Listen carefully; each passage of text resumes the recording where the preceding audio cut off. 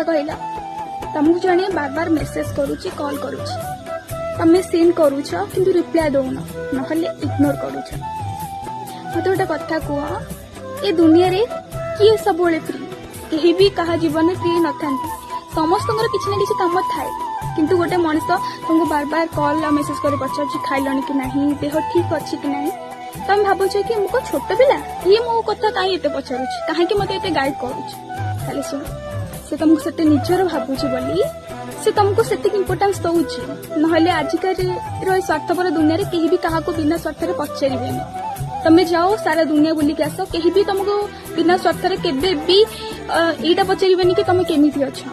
जदि गोटे मनीष तुम पचार तुम ठीक से खाइच कि ना कुआडे जाऊछ तुम सब प्रोब्लेम रे सब सिचुएशन में से तुम साथ होगी ठिया होले तुम ना बहुत लकी और जदि तुम से लोक को इग्नोर करुच ना ताले मो कथा विश्वास कर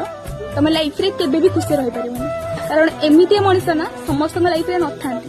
आ जदि तुम लाइफ रे अछंदी ताले तुम बहुत भाग्यवान और एमिति लोकन को केबे भी निज लाइफ रे जीवा को दियानी।